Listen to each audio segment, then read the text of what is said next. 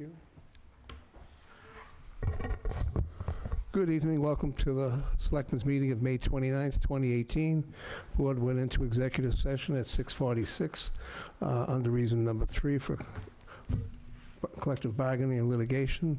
Came out just before 7, and we're back in. Can I have a roll call, please? All 5 selectmen present, as well as town council and town administrator.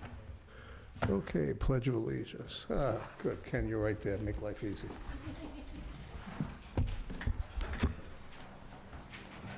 Allegiance to the flag of the United States of America and to the republic for which it stands, one nation, under God, indivisible, with liberty and justice for all.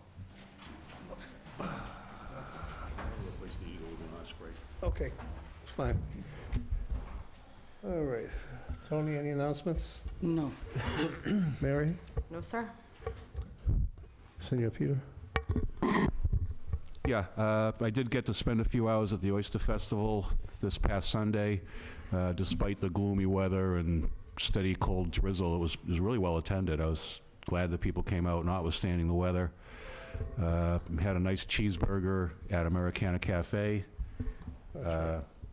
Bought a few trinkets here and there, and it was a nice time, and it looked like a lot of other people were having a good time too, so I'm glad that despite the weather, people came out. I know we have an oysterman in the house, and I hope he sold lots of oysters. Yes, he does. Okay, so, yeah, I went too, and I thought it was terrific. I mean, there was a crowd like you wouldn't believe. I couldn't believe it was raining, and the crowd was just a full house. There was just a lot of people. Hard to find a place to park even, between everything. I mean, there was nothing. So it was really kind of nice. I want to thank the people who put it on, Linda and Bob and Kenny Fonts and those guys that were all involved in that. And I know I'm going to miss a bunch of you, but I don't mean to. But it was a terrific job, and I can only see good things for that. I mean, they literally doubled the vendors, so it was really nice. All right, so the other thing I need to talk about is the 40B plan has been wangling its way through our panel, through our board, through the ZBA. ZBA. And we need a plan, gentlemen. It's going through, it's working its way awful fast. And I hear a lot of people saying, well, you can't do that and you can't do this. And our own person, our own consultant down there keeps telling us we can't do this and you can't do that. And and I don't want to hear it. I don't want to hear what we can't do. I want to say we got to get a plan together. We got to get it done fast. I mean, I think the next meeting's on the 12th, is that right? 13th. The 13th, and there's nothing going on. I know town council has put together a letter to the auditor that we should approach and get together and do something with, but we got to come up with a plan, gentlemen. We've got to do it. Gentlemen, ladies, sorry. We need to deal with this on a much bigger basis than we've been dealing it on. I Well, don't... just to stop you there, a couple of weeks ago, there was a meeting that the Director of Planning put together. It involved the Chairman of the ZBA, there was a representative from Onset Water, there was representatives from, I don't know if there was a representative from Wareham Water or Fire, there wasn't, but there were quite a few people in the room. The traffic engineer did speak. This was the peer reviewing traffic engineer who has been hired at the cost of the developer to review their traffic study, which they did, which, what did they do? The first Monday in January and the first Monday in May. Good time. Yeah. There is, well, yeah, and, at the last ZBA hearing, I said, hey, why don't we do it Memorial Day weekend? That'll counteract some of the stuff you've already done. Nobody was too happy to hear that, but the traffic engineer did say that there does need to be some traffic done, and he's going to go back and review their assertions that a summer's day traffic only brings 27% more traffic on the highway, when we know internally that our population doubles in the summer. Yep. So he also questions the allocation they have for Red Brook Road. One of the other topics of interest is that the most recent 40B development of consequence in the town, which was the Union Pond one, has about 118 units on 15 acres of land, which translates to a density of just around 7 units per acre. This one, if it went through with 174 units on 7 acres of land, would translate to a density of almost 25 units per acre. That's an urban density. That's not a small town density. So there are some things that can be used to try to reduce the scope of this project. So it's not, the idea is not that there's no plan to come back at this. I know the chairman of the ZBA is very eager to get to the point where if there is a counter proposal from the town, it can be made in terms of reducing the number of units. But we're not at that point yet. Well, I want to see us approach the unfunded liability problem. Everybody says, well, oh, they'll never allow that to happen. Well, yeah, because nobody's ever pushed it, nobody's ever bothered to do it. And I think that that's a definite approach. I mean, I've talked to some people, and they think it's a good idea to approach that way. And we haven't done anything with it. We just let it hang here on the board, and we need to look at it. And, you know, this is, you know, whether we reduce the units or not, this is not a good thing. It's not good for us. No, we know that. It's a very bad thing for this community. And we've got to be much stronger in how we go after this. And we should set every rocket off in every direction, whatever we have to do, no matter what they are, in order to combat this. And, you know, the state thinks that they're just wonderful guys because they're helping out supposed low-income people. Well, I want you to know that Wareham, just so everybody knows, and everybody out there knows, Wareham is in the Boston market for numbers. Yet our property values are extremely low. So we're a prime candidate for this. This isn't the first one we're going to get. As the market heats up and as the economy heats up, we're going to get more of this, because we're prime. They're not going to go to Marion next door because they're in the New Bedford market. They're going to come right here because it's profitable. And we have to be prepared to fight this every which way we can. It's just a silly thing if we don't do it. And I'm going to keep bringing this up. I'll bring it up every week if I have to. But we've got to deal with this, and we got to deal with it full-fledged and whatever it takes. And I can't, I'm so tired of hearing people say, well, we can't do that. Why not? Try it. I think that has to be independent of the ZBA hearing process. Well, I'm talking about us, right here. We are the leaders of this town. The 5 of us are the leaders. They elected us to do this. And we should be putting out every possible thing, everything, whatever it takes, we should be doing it. If you're talking about unfunded mandates, I think the issue is maybe we should put this on the agenda for next week and not talk too much, because we're veering into territory that certainly the developer would prick up their ears. But just as a general observation, I think the difficulty in claiming an unfunded mandate is quantifying the costs that this would bring. I don't believe that that's the case, because the state put the numbers out there themselves. We don't even have to use any numbers. We don't have to make them up. The state has their own numbers. They got a whole department that makes those numbers. Well, if you can get them to make them for us. No, they make them. They have them. They tell you how many per unit, what the average is per unit. They give you those numbers. They have them. I don't have them. And it's certainly an unfunded liability if you think about what it costs. What it costs. You know, that's the other thing. Somebody said, oh, we're going to get $103,000. I saw it in the newspaper. We're going to get $103,000 in the sewer department. The sewer department doesn't make any money. It's an enterprise fund. It works for whatever it costs. That's it. There's no money to be had out of that. It doesn't help us buy one widget. Not one. Okay, this is enough for that right now. This, again, would have to be a item under town business, et cetera. You're talking about Susan Bump in the auditor's office. I think there's only been one in the last 10 years, 15 years. The one recently where they had the election, where they paid us back money because they had to have the early voting. It's the only time they've actually paid back an unfunded mandate. So just so you know, the system is rigged the wrong way.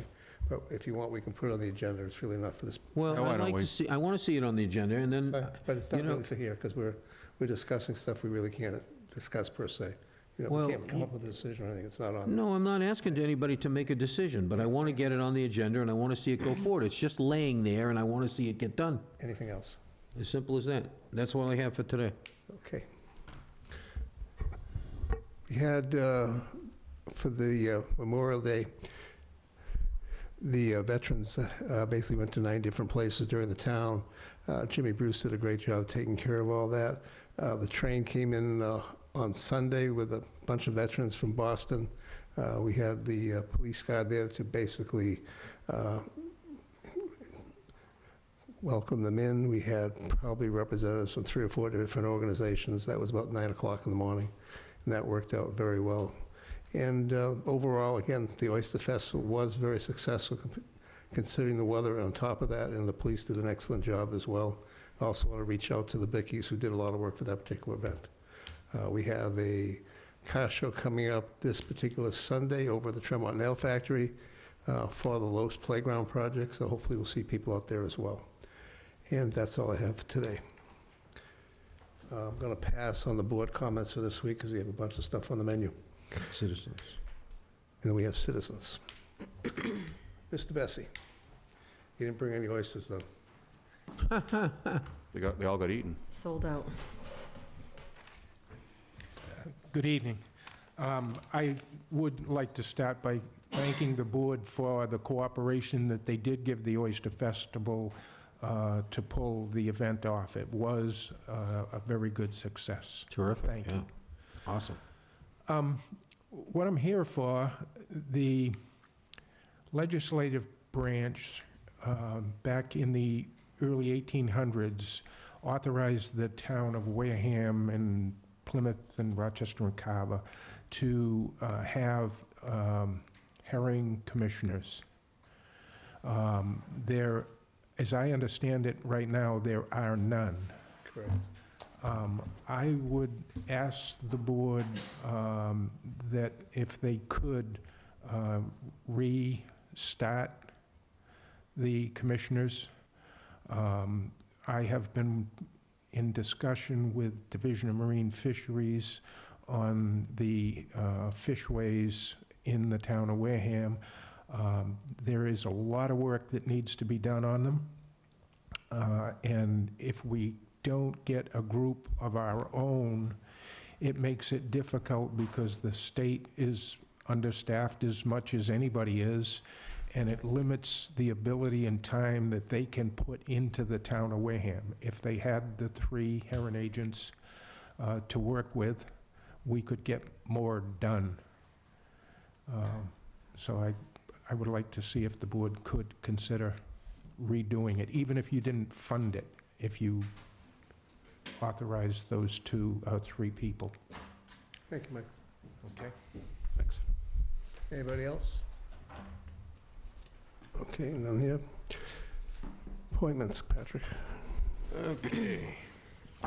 All right, let's see what we got put together here. Let's see, that's a constable. I'm gonna do them kind of together if I can, so. I just want to, okay, I have 2 constables. William McClusker, 14 Ladner Lane, Wareham. Joel C. Thomas, 10 Canoe Way in East Bridgewater. I move that we appoint them as constables to a term to expire no later than June 30th, 2019. Motion by Patrick, second by Tony. Any questions from the board? None heard, all in favor? Aye. Opposed, abstained, 500. Thank you.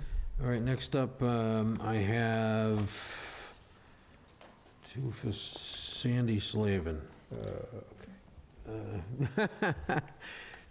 Sandy Slavin, 36 Oak Street, Wareham, to the Minot Forest Committee for a term to expire no later than June 30th, 2023. Second. Motion by Patrick, second by Tony. Any questions from the board? That's None? one of the few 5-year terms we appoint. Yep. Mm-hmm. All Okay. those in favor? Aye. Aye. Opposed?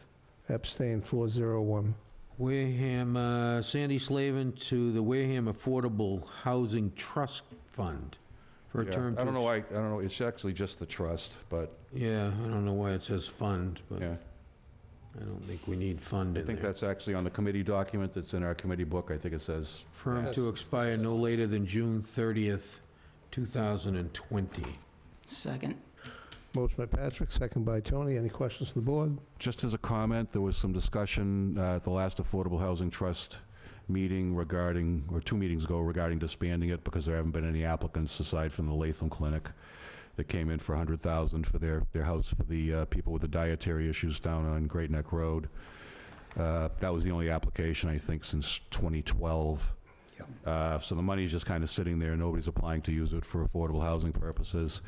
So the thought was to perhaps disband the trust and just roll the money into the Community Preservation Affordable housing component. But there are some state initiatives where it might be useful to keep the Affordable Housing Trust around, so we decided we would meet, quote, as needed, unquote, as an Affordable Housing Trust. So don't expect to see a monthly agenda, because I don't think it's needed. Next one is, Anything else? Got to vote. All set? Yep. Okay. All those in favor? aye. Aye. Opposed? I abstain, 401. Next one is Stephen Soy, 11 D'Angelo Road in Wareham, to the Wareham Affordable Trust, to a term to expire no later than June 30th, 2020. Second. Motion by Patrick, second by Tony. Any questions on the board? None heard, all in favor? Aye. Aye. Opposed, abstained, 500. All right, next is Kathleen Gleason, 15 Maritime Drive, Wareham, to the Wareham Cultural Council for a term to expire no later than June 30th, 2020. Second. Motion by Patrick, second by Tony. Any questions on the board? None heard, all in favor? Aye. Opposed, abstained, 500. Next is Michael Diesso, 14 Kendrick Road, Wareham, Mass., as a constable, to a term to expire no later than June 30th, 2019. Second. Motion by Patrick, second by Tony. Any questions from the board? None heard, all in favor? Aye. Opposed, abstained, 500. Ian Daly, 59 Linden Street, Taunton, Massachusetts, as a constable, to a term to expire no later than June 30th, 2019. Second. Motion by Patrick, second by Tony. Any questions from the board? None heard, all in favor? Aye. Opposed, abstained, 500. That takes care of all the appointments. There's no licenses and permits. Item number 1 on town business is being postponed. At the request of the coalition. Yes. Item 2, Municipal Vulnerability Program Report. Kids, you're on. Thank you. You explained that we have a time limit of 15 seconds? Okay. Yeah.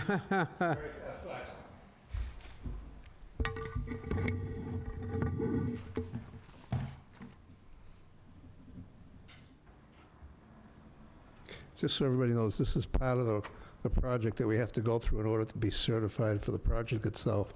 It's just not something we sign up for and say goodbye. And I'm Ken Buckland, Director of Planning and Community Development. And with me tonight is Brittany Hopnagel from Woods Hole Group and Hillary King from Stantec. And they were our consultants on this project and helped us facilitate the project and put together this slideshow, which I modified a little bit in the interest of time. That's appreciated. You give them a choice. So I'm going to go over a few things, and what I want to get to is the top actions from the workshop at the end and get a response if we can. We have an online survey as well that's going to be available till June 12th for people to respond and provide comments. So the Municipal Vulnerability Program, or Preparedness Program, is a state project. It was to have 5 steps. It came under Executive Order 569 from the Charlie Baker's office. There was 1.1 million that was provided to about 20% of the towns in the state. Wareham came out on top with one of the highest awards. So it's a community process, and it's to try to coordinate efforts towards climate resiliency. And it will assist the town in providing money and programs and analysis, and we'll talk a little bit about that. One of the things that they did was to go back over some of the old photos of hazards that have occurred in the past, hurricanes that have come through that they had photographic evidence of, nor'easters, which come in a different track, and flooding from heavy rain events that comes into town.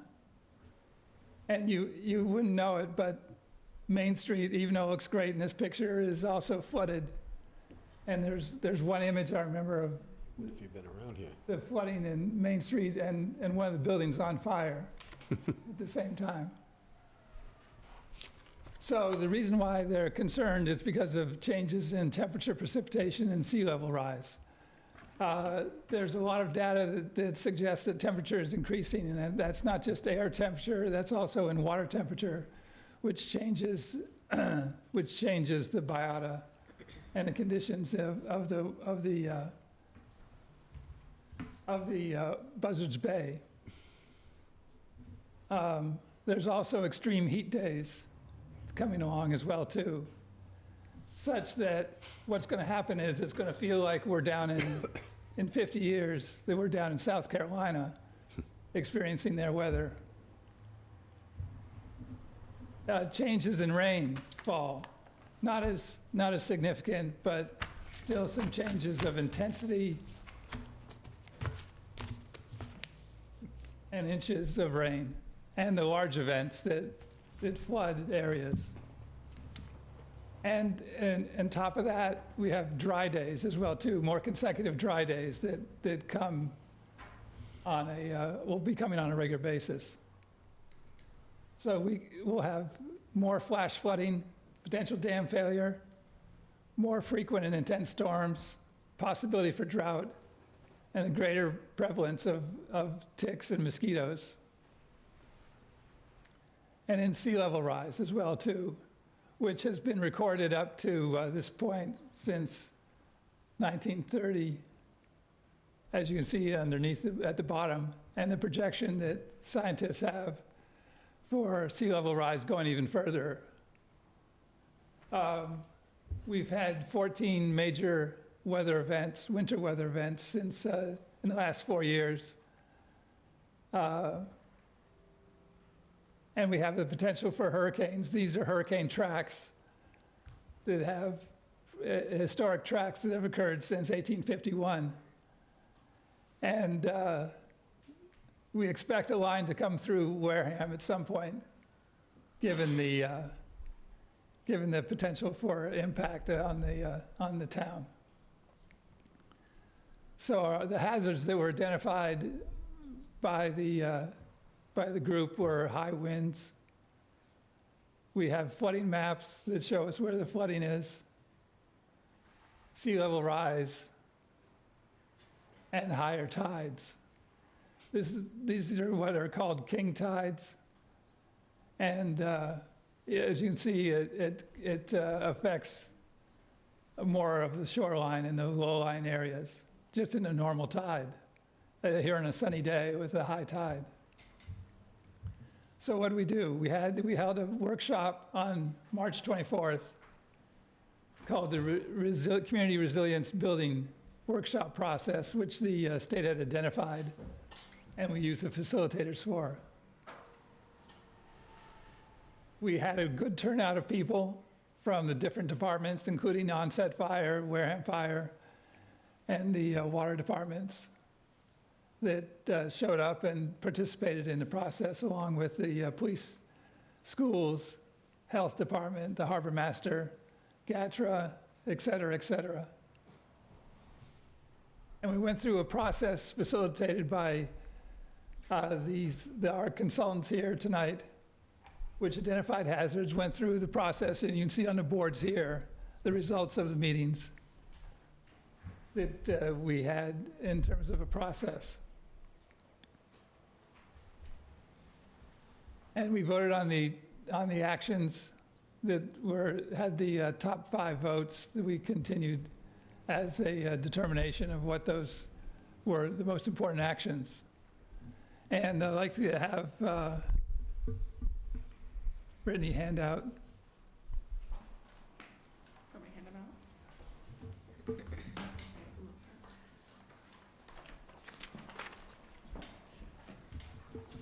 Thank you. Thank you.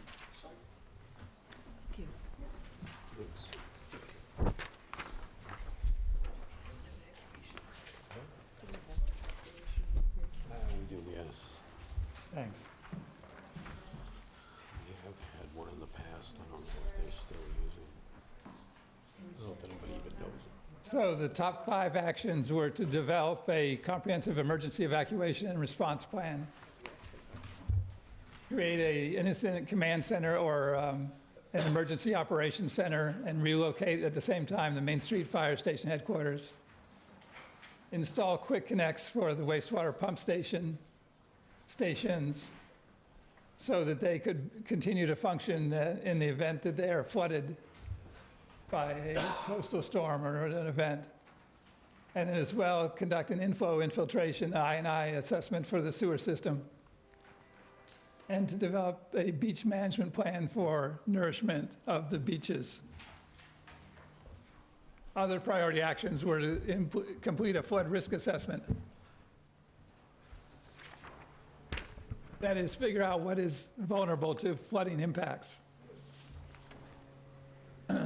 Develop an acquisition plan for protecting salt marshes.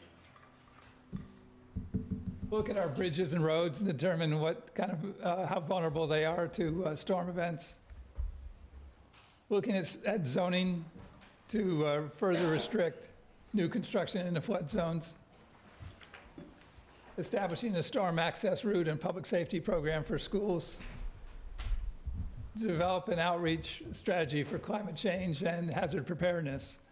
And we're following up with that with a program coming up soon that will be used to allow people to identify the hazards that they are subjected to by the flood events.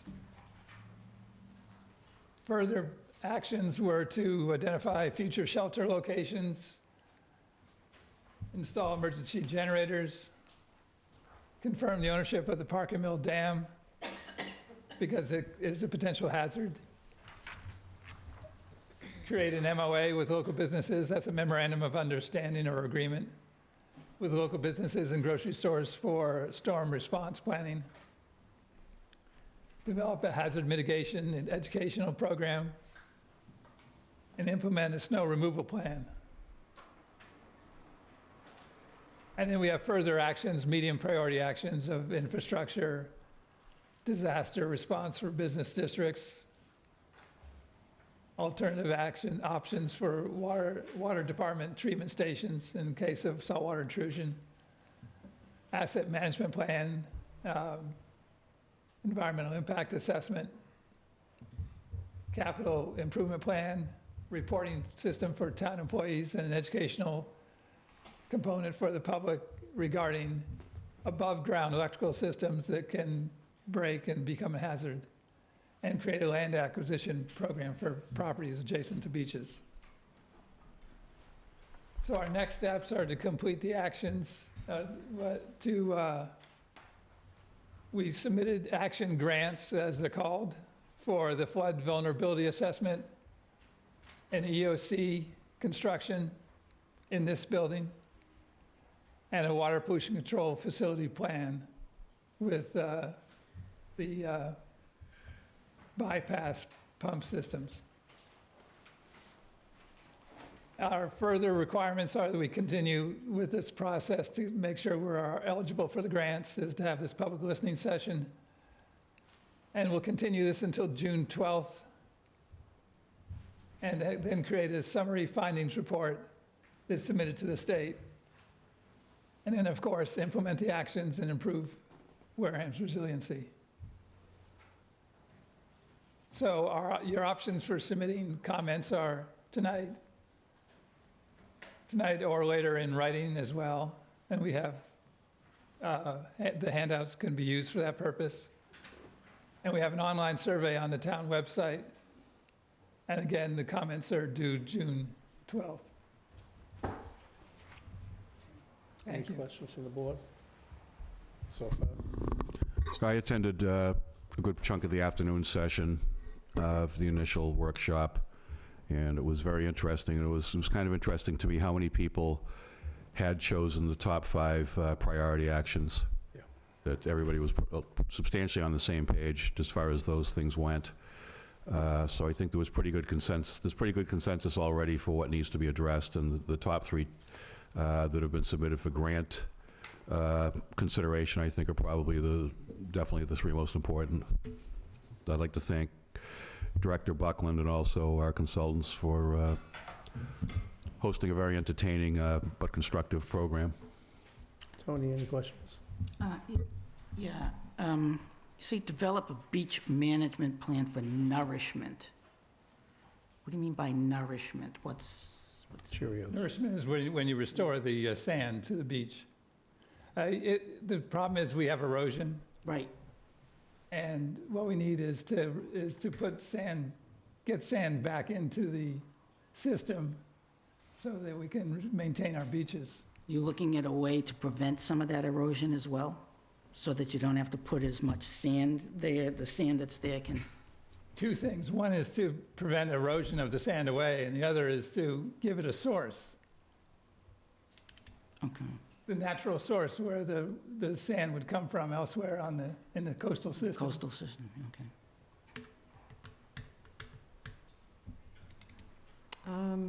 Mary? I'm just wondering about the, develop the acquisition plan for purchasing properties for protecting salt marshes as they migrate. What, do you have like an example of what that would be? That'd be buying the land like- adjacent to. Well, I mean, something like in Putting a town, little like something that snowball. I would have like an idea, because I just can't think of anything like that. Would you Well, interestingly, the good news has been that people, when they're subdividing their properties, now like to subdivide out of the developments to salt marsh. And they put that as a parcel, and then they don't pay the taxes on that parcel on purpose because it's of low value, and the town's been taking those through tax title or land of low value, which we're also trying to stop Yeah. because that's, Cost on the town money. so. Further to that point, an example of this, perhaps a bizarre one, but nonetheless an example of this would be the acquisition of the Swiss Beach property in 2004 with CPC funding, not once but twice.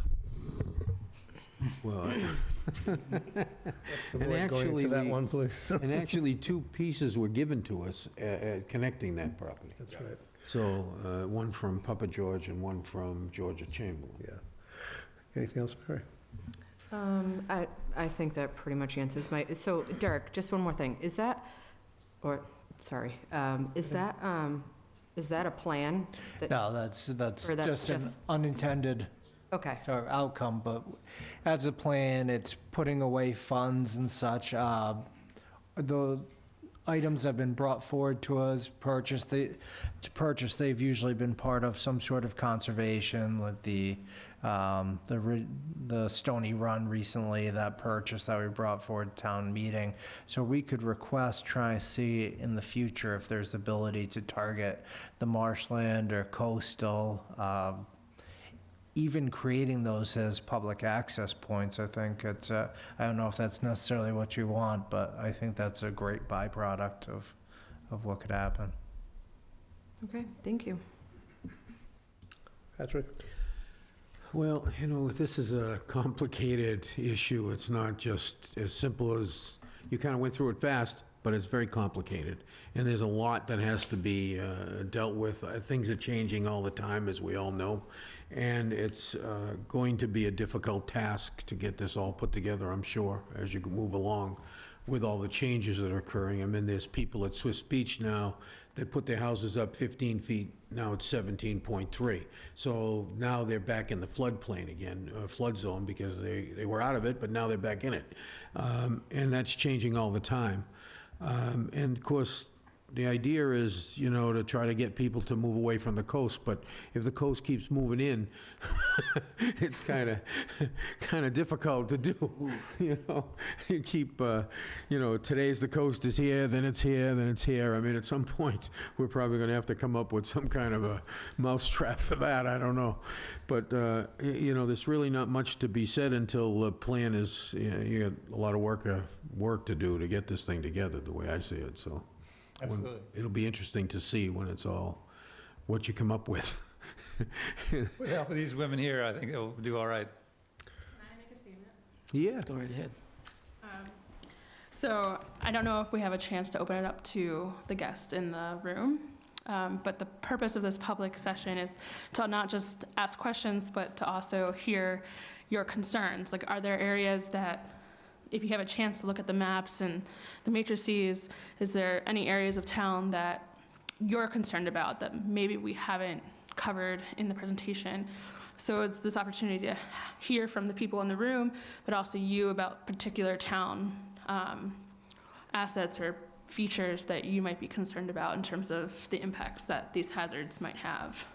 So I'll leave it at that if anyone wants to submit a concern. I mean, clearly the pier is one of the ones that we've been talking about in onset Yeah. and brought for town meeting. Well, there's areas all through, the SERP has done some studies that we work with, and it shows the potential of different areas where there's low spots where flooding will occur, et cetera, like that. So these are things we're dealing with anyways. The biggest thing for us right now is to decide how we go from here and the next steps of what you want from the board and how we process through. This is just the beginning. We'll open it up to the public in a few minutes in case anybody wants to speak on it. But it's really a matter of, reaching out and stuff, because there are areas where, right now, unless it's a really bad storm, you don't see flooding, but it does happen. There's areas there where our fire stations, if we had a major storm, our fire department would have to move everything completely out of the way, because it wouldn't survive where it is. And there's other areas in town that basically become little islands with no access, so this is just an amalgamation of everything. Basically, if you look at our coastline, everything along the water, because we're at the end of Buzzards Bay, and everything funnels up into us, and when the water goes to a certain point, it can't go any farther except to go inland, so it's gonna flood us no matter what. Go ahead, Patrick. One more thing. One of the things that we have to do as we look at this, though, is we have to think of people's lives as we do it. Absolutely. One of the things that happened recently when they redesigned the FEMA maps is the insurance rates skyrocketed for some of these folks who have lived in their houses, all their lives, and thought that they would die there, and now they're finding that they can't afford the house because the insurance rate is so high. And, I've heard drastic numbers in the cost, the $20,000 to $30,000 a year in insurance costs. And so we have to think of the people as well as we go through that. That's a concern I have, is, yeah, this is going to change and some of this is going to happen, but somehow we have to think about the people that are going to be impacted and how it affects them, not only on a personal but a financial basis. Sure, at some point, I know some of the areas, what they did is they bought the houses on the shore. They did it in Plymouth, as a matter of fact. Remember the ones out on the point out there? And what they did is they said, okay, you can have it for so many years more, and then ultimately we're going to own it, but you get to live there for a certain amount of time, and then it went away. And it seemed to work. People didn't like it much, but they did get some money out of it, and they did get to stay there until the end of their lives or whatever it was, until they were able to move. So some of this kind of stuff has to be taken into account when we talk about managing these issues, because once you come up with a plan, then you got to manage it. And when you manage it, how are you going to manage it, and how is it going to affect the individuals? I'm concerned about the people that live here in town. And that, I'd like to see that looked at very carefully. There is a program that the Federal Emergency Management Agency has called the Community Rating System. And if we go through the program, each step we follow gets a 10% discount on people's insurance, flood insurance. Also, Ken, if you want to explain, since we have public and we have TV, I believe the meeting is June 4th, that FEMA's coming to do the insurance explanations. I just went to one about less than a week ago. We had a hearing and stuff, which will have the new rates. We'll also tell you ways that you can save money with the FEMA program, what you can do. So if you want to quickly And that'll be June explain 4th that. at Town Hall in the auditorium. And as Chairman said, there'll be people that'll be there available to explain what the flood hazards are and how people can modify their insurance rates if they get certification in the floodplain elevation. Yeah, we had the federal government, 3 different agencies. We had state government and local agencies all talking about the FEMA maps, the insurance, et cetera.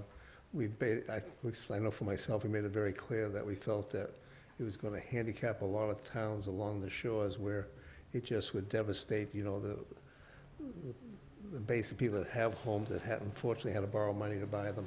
and therefore they're locked into the insurance. So we are fighting for them, to try and help them save money. But this particular event on the 4th is really important if you want to understand. Because we, at the end of the day, don't have any control over insurance rates. Unless we do something wrong, then they go up even higher.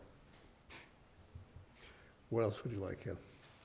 That would do it unless you want to have public comment at this time. Yep. Anybody here from the public like to speak on this particular MVP program? It's an important piece. Come on up. Don?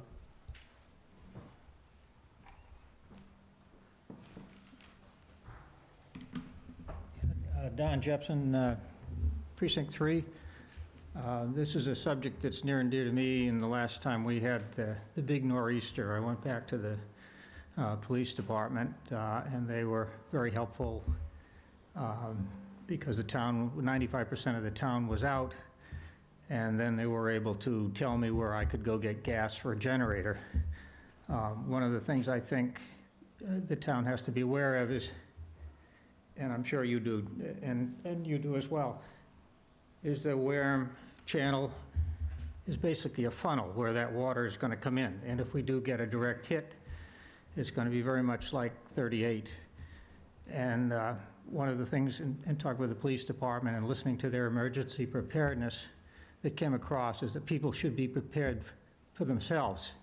You can't rely on everybody, the police department, emergency responders to be there. And so that is something that needs to be driven home as well. The other thing that I brought this up once before, and that is Long Beach basically was put there originally to protect the town. It's eroding away. There's an opportunity to put in oyster reef and to rebuild that area, and that's something that should be in consideration for this plan, because that's a direct hit. It was a direct hit on Swifts Beach, Hamilton Beach. One house from Hamilton Beach in the 38 hurricane ended up in the center of Wareham. So it's a very important thing to think of.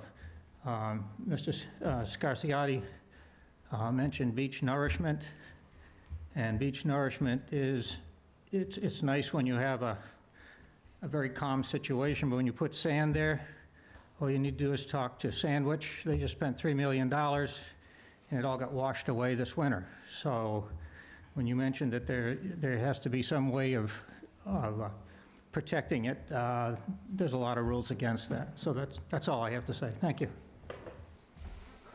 Okay, anything else on the board? Kim, you let us know in the next week or so what our next step is. Sure, we'll have the draft report available, and the week before it's due on June 30th, and if you want, we can circulate it to... We have all this up on the town website to make life easy, and also the links to That's right. your presentation as well. Okay. All right. Comments till the 12th. And comments to June 12th. If you could, on your end also, reach out. We have one newspaper person. Actually, we have two of the newspapers here. If they'd stop when you leave and, have them get a hold of you so you can get out into newspapers. Even though this is on TV and it's words, not much pictures, whatever, you're looking for comments. In order to get comments, you really got to reach out on this. As you can see, we have one person here out of a town of 22,000 with 15,000 voters, so it's kind of discouraging, because this is a very important piece for this town for long term. So thank you. We do Thank have you, Kate. note cards for anyone who didn't want to speak, if you want to write down some comments. You have to go up to the mic, There are sorry. note cards for people that want to write something down if they didn't want to speak at this time. Okay, Thank you. thank you very much Thank for you. coming. Thanks. We'll take a little 2-minute break while everything gets cleaned up, and then we'll continue. That was fast. I told you that would be fast. It's gonna be an hour. That's pretty good. I don't know, we can set these up in the hall, if anybody wants to take an extra look. Okay, that'd be great.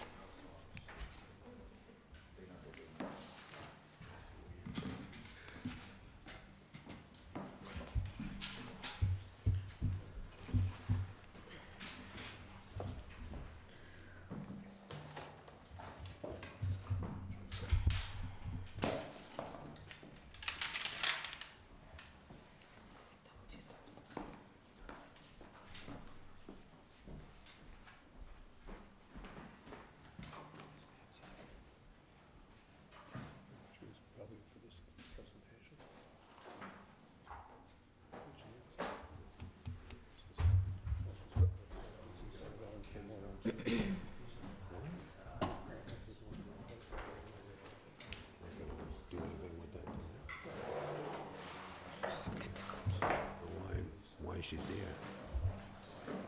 She's got counsel with her, too.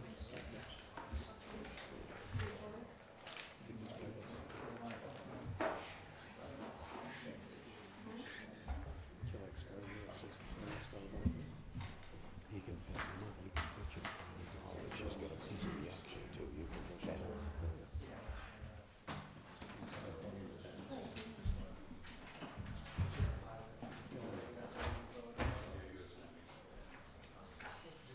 What's that?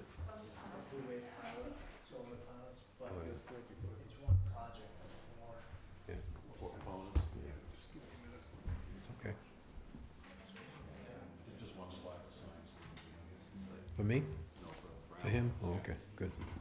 Perfect. I remember.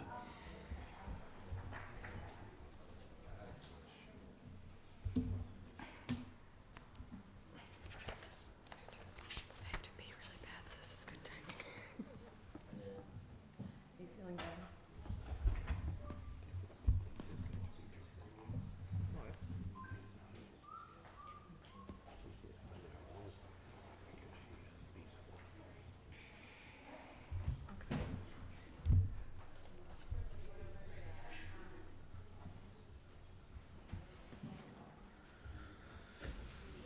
Well, I'll be outside. Yeah. I'm sure I can still hear, though. Okay, Bob, you all set? Thank you, Bob. Has he been all set? Municipal, okay, discussion and vote of retail marijuana. We're now going to go ahead and with the retail marijuana clinics. Also, just so people understand, you get into a cultivator or a manufacturer, Is this mic as on? long as they're not at the end of the chain. Your mic's actually not selling on. the retail public. Use your mic. Sorry, button wasn't on. Basically, what happens is it doesn't go through as far as the retail licenses. Those are strictly approved finally by the Cannabis Control Commission, has to have a host agreement, but it doesn't count to it any one of our retail licenses. And everybody also needs to remember that we did approve the medical marijuana facility on Lower Main Street for medical and also for retail. That was done about a week ago. You're on, Ken. Correct, and the basis of this change was because of the adult use marijuana establishments bylaw that town meeting voted in March of this year. And it allowed uses, different types of marijuana establishments to be for growing, processing, and sales. One of the things we did in the zoning bylaw was to limit the number of retail stores to 3 in total. I'm sorry, Mary. Okay. I didn't know what this- I'm sorry. We have a conflict. We have to have one of the selectmen Yes. step out of the room. I'm going to recuse myself because I'm related to someone who is associated with one of the applications, so. I'll be Thank you. fine. Sorry about that. We'll let you know when we're done. Senior moment here. Go ahead, guys. Go ahead, Ken, sorry. All right, so one of the other things we did was not only limit the number of retail stores to 3, but we also limited required a minimum separation between them of 1,500 feet. The actions that the town has to take on these marijuana establishments is to complete a community host agreement wherein you can include an impact fee of up to 3% on gross sales for a period of 5 years. And that is on top of the 3% tax, the excise tax that comes from the retail sales. The second is to allow a community outreach meeting for public input, and then to produce notice of zoning compliance to the Cannabis Control Commission within 60 days. Now, what we required, the selectmen adopted a policy that my office recommended, which was to have letters of interest, fees, draft host community agreements, and business plans that are required for submission to the state as part of their, as part of the application material that they provided. as you said, what we did was we reviewed the submitted materials, the locations, the zoning benefits, the town, the uses, and made the following recommendations. Given that medical dispensaries must be allowed to obtain a retail license, one of the host community agreements for a retail marijuana establishment was executed with Pharmacanis at 112 Main Street. One of the submissions we have is for cultivation, not retail sales. This is for Evergreen Farms for land in the Patterson's Brook Industrial Park. And one of the submissions is for processing and not retail sales. And this is by T-Bear Incorporated, to be located on the lower level of the commercial strip center at 3103 Cranberry Highway. And then we had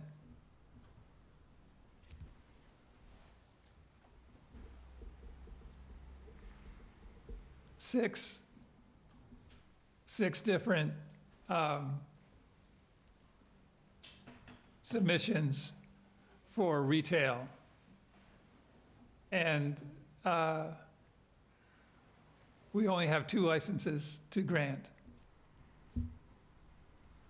So the recommendation that we went through, and this was in discussion with town administrator, was to recommend the execution of the host community agreement with Evergreen Farms for the cultivation, and which does not include retail sales, to recommend execution of a host community agreement with T-Bear, because this is for processing and not retail sales. And then to consider the remaining proposals for execution of an agreement, including retail. And the first one on the list, based on the submission, was Trade Routes, also known as LDE. And it was ranked at the highest for the following reasons. It's for 3 different types of marijuana establishments, uses, for growing, processing, and retail sales. It proposes the largest facility after Evergreen Farms, with 30,000 square feet of taxable space, projection of 41 employees, 5.4 million in sales, with excise taxes projected for the town. And the business plan is well presented and complete, with an understanding of the business, the processing, and the sales.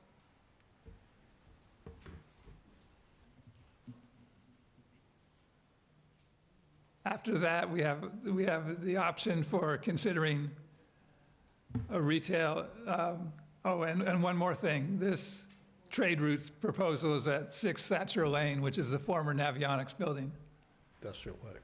in the industrial park.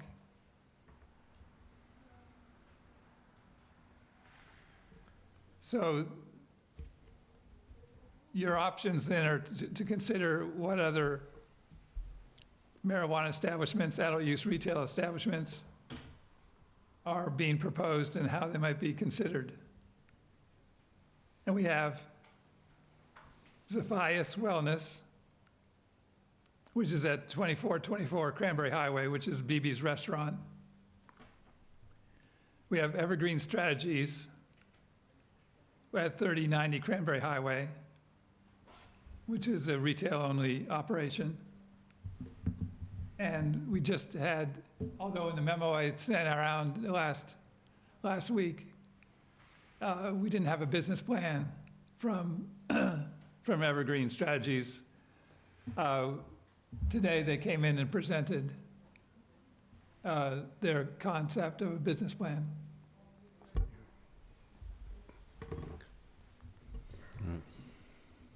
We have Aged Inc., which is an adult use retail at 3103 Cranberry Highway, across the street from Evergreen Strategies location. Healthy Help, which is at the Jordan Plaza at 3119 Cranberry Highway. And Ganesh Wellness, which is at 3065 Cranberry Highway.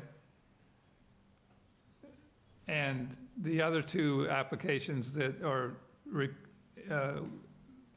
notes of interest weren't followed through, so no further action is recommended.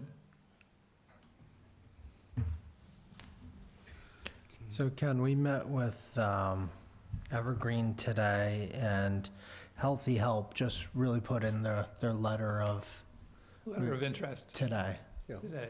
And we have basically one that's, well, two that are, if we call it from the strategies, complete packages, but they'd be within 1,500 square feet of each other, 1,500 feet of one another, and one is a substantially larger business overall, correct? Correct. Okay. So I would think my recommendation would be, and I know nobody likes delays, but to take action on one, and let's hold off, because I think we can get some more information I think there's on the some work to others. be done on some of these by the sounds of it.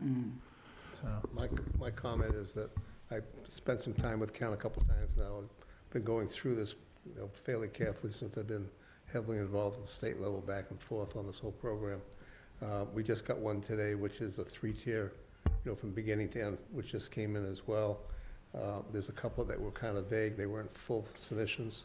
And I really don't want to sit and rule on something when we only have 3 and just make a decision. Well, that's it, I'd like everybody to get a fair chance, at least presenting properly.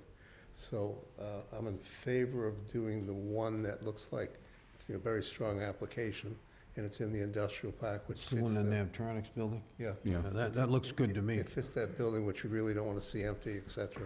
That looks Yeah. really good. Plus, it fills a building is vacant. It's vacant now. They moved out to So Garment. there's a lot of pluses for that. So I'd like to move on that one, but I'd like to say, take a couple weeks, come back around the 19th of June and look at everybody again once more, make sure everybody's got a full application, and so we can make a educated decision rather than just sit there and say, well, this one looks Only better gonna than be that one. one more, so. And they're not fully prepared. No.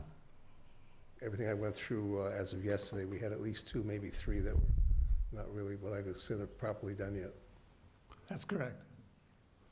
Any other questions from the board on that? Yeah, Felix, I would- go ahead. When we do come back, I would like to have a similar memo to this, ranking the remaining applicants. So right now, we have a recommendation for the one for Navionics, but we don't really have anything for the others, which makes sense because you're waiting for some of those submittals to come in. But I would ask that you and the town administrator come up with a ranking system for the remaining license. It's very interesting the way it's kind of laying out, though, because if you did Navtronics up in the industrial park, that's in West Wareham.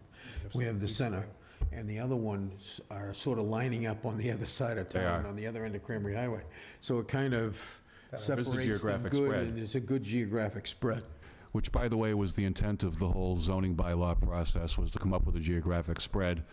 I don't think we could have done that any better. No, it seems to have, well, we didn't do it, they did it. But, Hey, we might as well take credit. yeah, exactly. It's an election year for you, you can take credit. But, just so people know also, the current limit for these establishments is 3. And there's always the opportunity to revisit the zoning bylaw and increase that number if it's found that 3 are insufficient to service the demand for these products. So that's something that can always happen down the road. So even if somebody eventually doesn't wind up with one, that doesn't necessarily mean it's the end of the game. There's always next season. Well, what will happen most likely, if you look at Colorado, Washington, state of Washington, et cetera, Nevada recently, whoever gets a license, it's like printing money at that point because they're going to be approached by at least 3, maybe 4 national firms that are coming in and investing large sums of money all over the country right now. So whoever gets a license basically is probably going to have a partner before they're done. So it's really not a matter of what we see right now because it will change, but we want to see something that's solid to start with. And just going back to the idea of why the number of licenses was limited in the first place, because some people who believe in less government thought that was unreasonable. The experience in Washington where they did not limit the number of licenses in municipalities was that everybody and his brother opened up a marijuana shop, and within 6 months, they'd put themselves all out of business. So that didn't benefit anyone. It didn't benefit the people who invested in this, just to see their money go up in smoke, and not the right way. And it didn't help the municipalities, because they had to track all this stuff. So what I'm probably going to do is going to ask for a motion and a vote if Mr. Sullivan is agreeable to put together a host agreement with the town council for that one item. Yeah, Mr. Buckland and Mr. Bowen and myself can work on that. So let me get back to this and I'll get you the original one.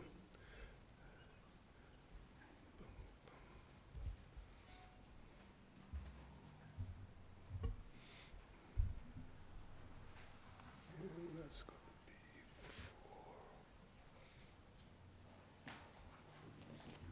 be Yep. Okay, I move that the Board of Selectmen authorize the Director of Planning and the Town Administrator to negotiate a host agreement with Trade Routes/LDE location at 6 Thatcher Lane in the Industrial Park in the vacated Navionics building. Second. Motion by Selectman Titlebaum, second by Selectman Tropiano. Any other questions from the board? No. None heard, all in favor? Aye. Opposed, abstained, 401. She's not part of the discussion, so she can't abstain. Right, so it's 4-0. 400 then, I just want to make sure it's notified. Thank you. Can I also ask you to allow us to continue with the host community agreement with T-Bear Inc., which is processing and not retail, So moved. Those are, okay. and T-Berry, and what's the other one? with Evergreen Farms? And Evergreen Farms. Go ahead. So moved All right. for the two of them. Motion by Selectman Titlebaum, second by Selectman Tropiano. Any questions from the board? No. All those in favor? Aye. Aye. Opposed, abstained, 400. So you can enter into negotiations with them as well for the host agreements.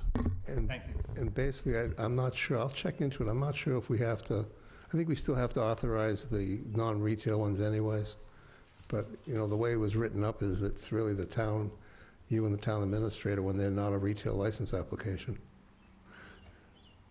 Just want to. They don't want to get blamed for it. Yeah, they want to get our fingerprints on it, Yeah, we'll too. let them get blamed for some stuff, too. That's all. We'll spread it It's all around. set. I'll double check, can I get you? Well, we from the voted state, it, and though. we're all set to go. I think there's a little different regulation when it's non-retail. We'll do it anyway, so the An extra public piece of so you know. paper never hurts. All right. Thank you, Ken. I Yes, appreciate thank all the you. work on this. I'd like to thank the town administrator and the town planner for going through these applications. Some of them we did receive a couple of them. They're lengthy. There's a lot of information contained. And we'd like to thank the applicants for the time they put in as well. Discussion and possible vote on CPC articles? I don't have. I'll go get Mary. What's that? We are, Straight answer. I don't know if you, yeah, that's, if you remember, to get to the October town meeting, end of October town meeting, we need to get something before CPC sometime in June. It's roughly a 4 or 5 month lead time, unfortunately. There's a couple projects that have been put forward.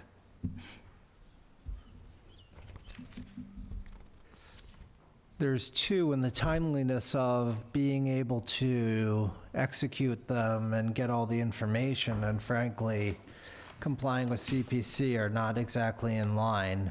One of them is first, if we've looked at the Hammond School, believe it or not, I think people forget that's a historic building, and the exterior of that's in pretty rough shape. They've stopped where the birds are nesting and such. Municipal maintenance has worked on that, but I'd like to pull up the old quotes on that building and seeing where we can maybe help fix the exterior of that building, tighten it up, especially since we have renters inside of them.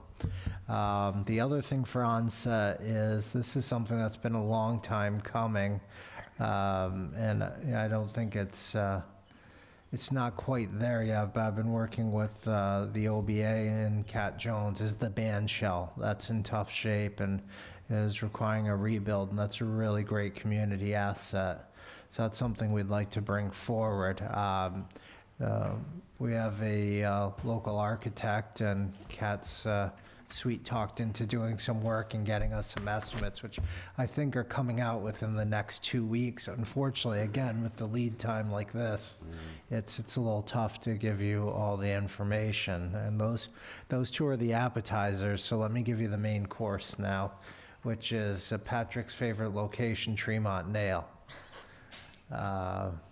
And this is for the remediation of the location, and the amount is 1.3 million, which is the table that I just gave you from the draft remediation plan of Phase 3.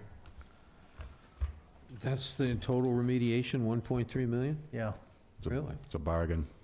That is a deal. Yeah. Just if you want, I can explain some of the plans here. Last week at the redevelopment authority meeting, we approved a fairly small sum of money to allow a structural engineering analysis. And the sort of the focus of this is so that the environmental firm that's overseeing the cleanup has an engineer go in and take a look.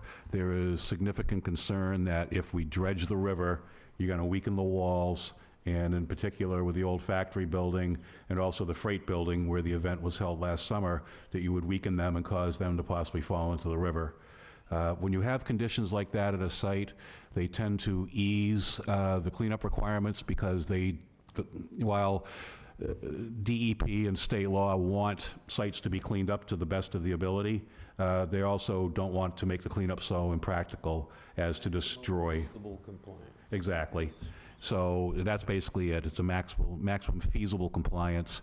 And so at this point in time, it's anticipated that there won't be a need to dredge the river, which is going to cut about $500,000 off the cleanup.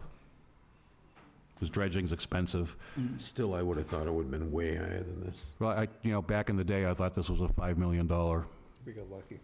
lawsuit that we'd bought, essentially. This is really pretty lucky, actually.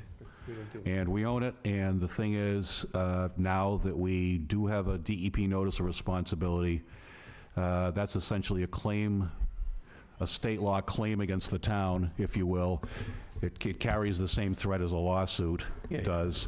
And if you pull off your notice of responsibility, not only do you have to pay the state the annual compliance fees and reporting fees, which are about $4 or $5 grand a year, but they can actually come in, do the cleanup themselves with their own contractors, and then put a lien on your property and say, pay up.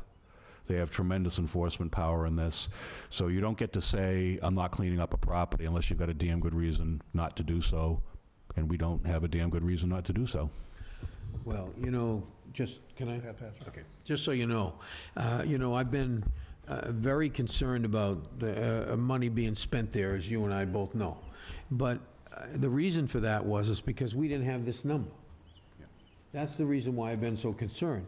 I didn't want to all of a sudden put some money in there. I know they wanted to put sprinklers and roofs along the way and all these kinds of things, and spend a boatload of money, and then this thing came back and it was, $15 million to clean up the site. I mean, that would have been, just not affordable. And what would we have done? You know what I mean? Exactly. And so you're putting, good money after bad money, and that's the only reason why I had such reservations. But this number is pretty acceptable to me. Hopefully, that's where it'll stay. I didn't see any contingency money in there, but there must be. There's a little bit built in. They usually have a little bit of contingency just in case they find something as they move along. And hopefully, this will end up being the final number. And if we can get it cleaned up and ready to go at that rate, look, we own it, we spent the money, we're kind of stuck with it, so, I think this is the thing to do. Yep. Well, it's a good lesson that when you buy a piece of property, at Do least your at the due town level, diligence. you better do your due diligence. I know I was on the master plan committee after the fact for Tremont Mill, and I went through all the paperwork, and I couldn't believe that all I could find was a 21E for the area right around the external oil tanks sitting on top of the property. Well, There's nothing else. Although, Alan, I hate to tell you, because I was on the board when they bought this thing, okay? And 2004, I think. very sadly, I was on the board when they bought it. But the issue was that the gentleman who was the town administrator at the time was asked to do a 21E, complete 21E. And they didn't. And what they No. did was they did sort of this drive-by thing where they did a little piece and then they drive by. But if you looked and if you read the thing, and I read it at the time, it clearly said that there was evidence that there would be this, or this, because of the manufacturing process and all this, that there were potentials for issues in there. But look at people that wanted this building, they were charging ahead, man. There was no They stopping them. didn't want to know. Nobody wanted to know anything that was going on with this building at all. You know, it's sort of one of those things that everybody fell in love with, the idea of, you know, nails being manufactured in the old way and, you know, all that kind of stuff, which I get. I mean, you know, it's historical. It's like going to Sturbridge Village and seeing them produce product, you know what I mean? Kind of thing, and you kind of fall in love with that whole idea. But sometimes you got to use your head a little bit, and we just didn't. No. And so now we're paying for it, although, I'll tell Better you than- what, those people look a lot better now. Yeah. They don't look as bad. I won't say better yet. They're looking a lot better. Yeah, I mean, there's going to be, so it's joyous that it's a fraction of what we thought. Obviously, we would prefer that there was nothing Right. nothing there. I don't want people to get the wrong idea. There's, you know, 1.3 million is obviously nothing to sneeze at, but Yeah. that was really one of the concerns, that we didn't do this beforehand. We stopped because we've been working very hard to put money away and things and put the town in a fiscal situation where we have money set aside. So it's also learned that we can utilize these funds is excellent as well. No, you're absolutely right, because some people out there will say, you know, oh, well, they don't think much of 1.3. Yeah. No, you don't understand. See, we've been working with this for a long time, and we know what the potential was. And so for us, this seems small, although it is a lot of money. I want everybody to understand. I totally appreciate $1.3 million. Right. I have 8 kids. I know what kind of money that is. So it's a grocery bill? Yeah, Yeah. yeah, trust me, I know. Just, you know, I'll have town council speak to this, but he and I both looked just to make sure that using community preservation money for environmental cleanup wasn't allowed use, and we found numerous instances of that, and if you would just confirm that for me, in other towns and cities. With your permission, Mr. Chairman, it's interesting, if you go on the Community Preservation Coalition website, they have a very nice list of pending projects using CPA money. And projects that are of I'll call them a remedial nature, there must be at least a dozen that are underway according to the coalition. Some are for design and planning, but there are other ones of a remedial nature that are actually shovel in the ground type projects. So there's certainly plenty of precedent for it. Okay, we need a motion to allow the town administrator to put it on So moved. capital CPA. I move that we allow the town administrator to go forward with the Yeah, you were asleep. I already CPA. did it. You already did it. Oh, you made it? I'm quick. Go ahead. you can Boy, put it you tonight. stuck that right in there, didn't you? Wow, okay, I'll second it. How about that? We good now? I guess so, yeah. Motion by Peter, second by Patrick. How's that? Everybody's confused. All those in favor? Aye. Aye. Opposed, abstained, 5-0. I didn't even hear you stick that in Oh, there. he was really, He was that was quick. just, Wow. Slid right in. He thought he was in trouble, so You he start saying stuff, and I just say so moved. and sliding stuff in there. We just roll it along, man. All right, well, okay. Keeps on so moving. okay. Ken, you ready to make that application? Next is F. Wow. And delegate. You should have left when you had the opportunity. Yeah, Natural Resources Emergency Fund, is that another one of yours, Derek, right there? How about we do Yeah. 2 or 3 projects? I think we have another project besides that one? No. Our projects. Oh, that? You forget your agenda? Yeah, no, but we haven't done anything. We'll wait till I get back. All right, Okay. good idea. I thought we were supposed to think of this stuff. Yeah, you were, but nobody's guaranteeing you. There's a request I got here a from couple. the Well, nobody Department of else. Natural Resources for emergency funds request.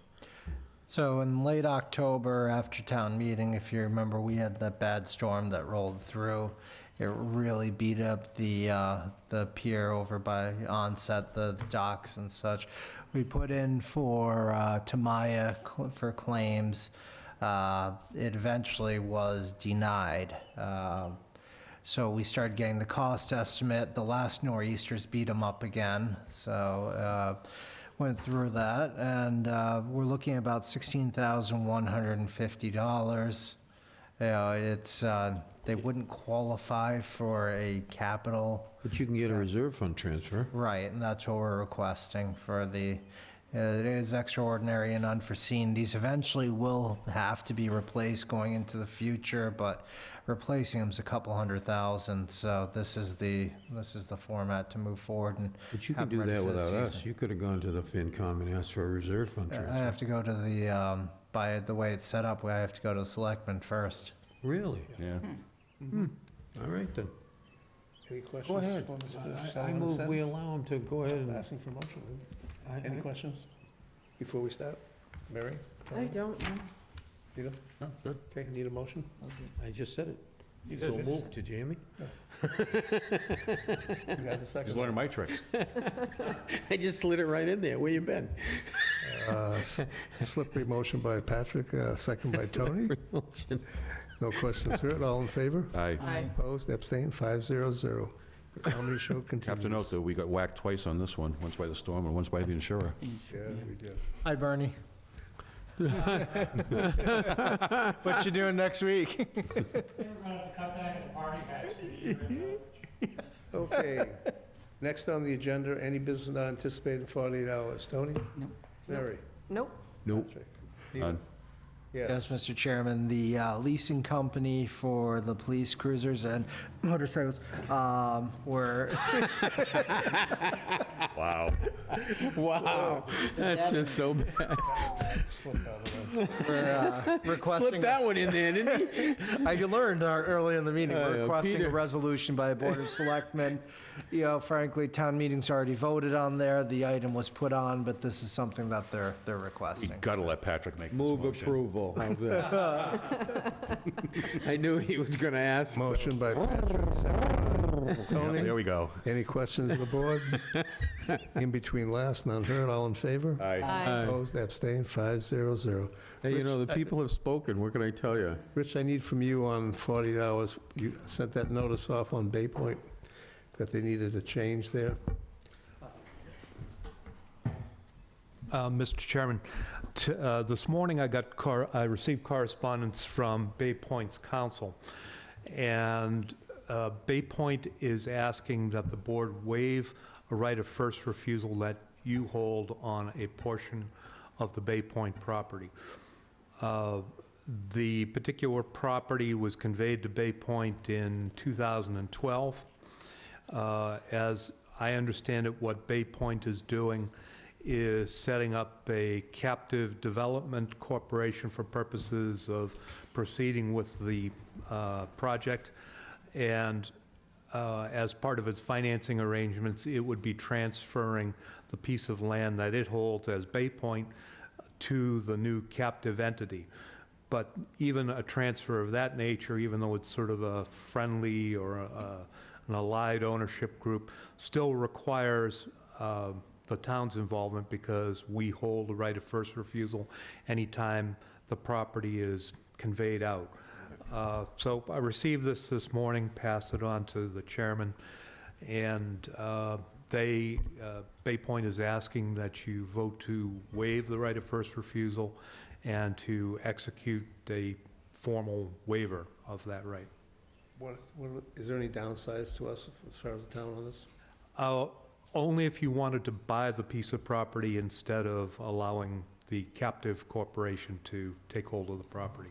So if you actually want this piece of land, I would vote no. Didn't we put on an RFP on that piece that we own? That's a separate CETA. No, in that's that. Yeah. a separate thing. But did we not?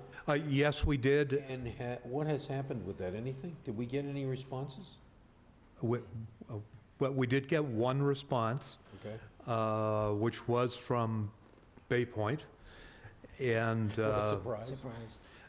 Yeah, and they offered to $600,000. Okay, and what have we decided? If I may, Mr. Town Administrator, It hasn't come to us for a formal vote or anything. no, we have received a deposit from them, and, well, where are we on that? I'm sorry. That's, I thought you guys did vote to accept that. Okay. 600,000, Did we really? I don't remember us been doing moving it. it along with the, Mine's a terrible thing to waste. Well, as long as that is being resolved, then I would say I move we waive yeah, our this close, First- Patrick. right of first refusal. Second. Any questions from the board at all? Nope. All those in favor? Aye. Opposed, abstained, 500. I think we discussed that, just so you know, I don't think we actually had an vote. 'cause Yeah, we might We not we have. didn't have a vote on it. contract on it yet, but they accepted their offer, I believe. At 600,000. That's right.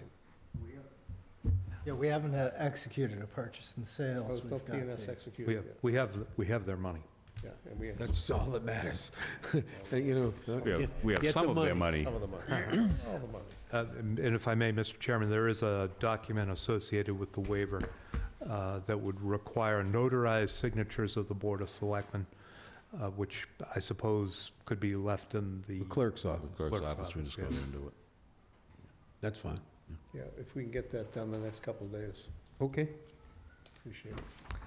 Next up is the town administrator's report, sir. Well, he's been fairly active already. I know he Yeah. has, but that doesn't mean he's not going to continue to be active. We're good. I'll be out of the office next week, Tuesday, Wednesday, Thursday, and then out of the state, coming back on Monday. During that time, I'll appoint an interim or an acting town administrator, and I'll send the notification and contact information to the Board of Selectmen and department heads as per usual. Okay, that's it? So it's a good chance to get something done while I'm out of town. Sneak it on through the. Yeah, we could slide something right in. Yeah. Slide it right out, too. Okay, Liaison. Tony, any liaison reports? Mary? No, sir? No, I'm going to be quiet tonight. Oh, sure. I've had loud enough. Yeah, just a follow-up item. For the redevelopment authority, the special act that was passed by the legislature required, once the act was approved, for the town clerk to submit to the Secretary of the Commonwealth's Corporations Division a request for a certificate of organization. She sent one up very promptly. It sat there for a couple of weeks with no action. I called up, they couldn't find it, they didn't know what was going on. So, long story short, she sent it up again, and this time they actually called the selectman's office. First they called the clerk's office and said, we don't really understand what you're looking for. So I did talk with somebody up there today, and actually it's not a certificate of organization. They've got a different certificate, but it does state in it that the redevelopment authority will be a, quote, body politic and corporate, which is all we need in order to exercise corporate actions. So they're calling it something different now. It's like there's no such thing as an executor of an estate now, everybody's a personal representative. So they've obviously changed some of the lingo up there. So they gave me a choice of two, and I went with the one that sounded most like what we needed. So they expected to get that out within a day or two, back to the clerk, because it should be kept on file in her office as the keeper of the records for the town, and then presumably she'll let us know. And going forward, the redevelopment authority, as of our next meeting, which will probably be on the 12th, will in fact be a body corporate. Start to go to work. Yep. Okay, all I have is this coming Thursday, I think it's at 4:00 PM. Unfortunately, for two different organizations, Bay Point, which we just discussed, will be having kind of like a groundbreaking grand opening ceremony for the beginning of construction of the units there. There'll be some different events going on there as well during this. At the same time, which I expect to be the bigger event, is the medical marijuana facility, Lower Main Street, is going to have some food and other things. I'm not sure what kind of food they're going to serve at Bessie Park. Unfortunately, you cannot go inside the building unless you have a medical card or unless you are a retail marijuana customer. But you can be outside the building at Bessie Park. I'm not sure what's going to be there. Actually, they can't As for the sell gummy retail bears, right they're now. always good. They can't sell retail right now, only medical. Yeah. It is actually a nice event. Part of it, they're doing fundraisers for the COA. They're really doing a couple nice things down there. So if you're in the area, stop by. They're doing Be something busy. nice for the town. You know, so I didn't see the guy from town meeting in here tonight about licensing. Are you sure? He's a traveling salesman, and he's out, Small retailer. yes, he's out vending. Probably making a Yes. delivery package. Coming to a parking lot near you. Delivery somewhere? We don't know.